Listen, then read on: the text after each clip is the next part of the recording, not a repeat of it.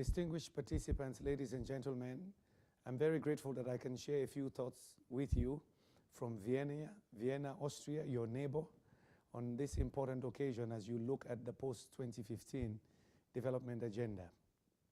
The post-2015 development agenda is supposed to define the new set of sustainable development goals. This is a challenging exercise, but an exercise that is necessary now.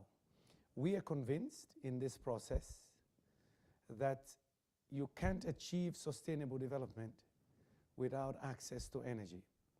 The Secretary General Ban Ki-moon has said, energy is the golden thread that will run through all sustainable development goals.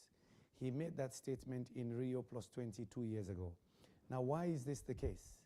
It is obvious today that you need access to energy to properly run hospitals, education systems, mass transit systems, to heat and cool buildings. Energy is central, therefore, to human development. It is also true that 60 to 70% of the greenhouse gases that are causing climate change come from the production of energy and the use of energy. Therefore, the two big challenges we have, defining sustainable development, solving climate change, you can't do any of the two without dealing with energy issues.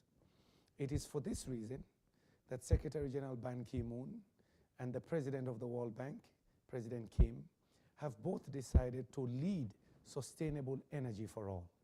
This initiative has defined 3 connected targets for the world.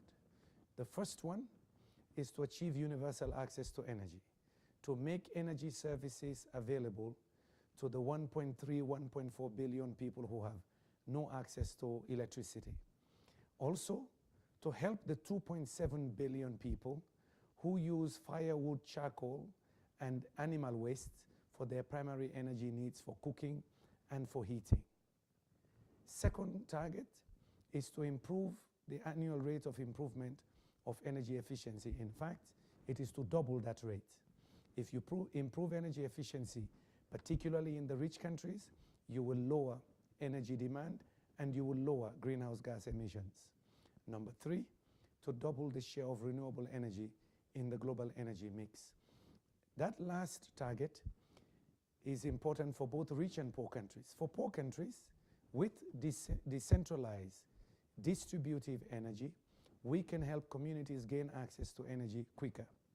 For the rich countries, we know today that you can put off-grid solutions, solar panels on roofs. We have millions of rooftops in Europe.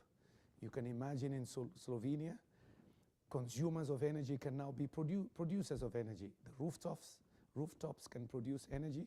The windows can produce energy. All these skyscrapers, the glass that is in front of the buildings, can produce energy. And this is not rocket science. It's already being done in Germany. It's already being done in China and in a number of Asian countries. That is the future we see. The future of energy consumers becoming energy producers. And so we use the term prosumers of energy. Imagine you and me, ordinary citizens, whether in Vienna or in Slovenia, producing our own energy and supplying the national grid.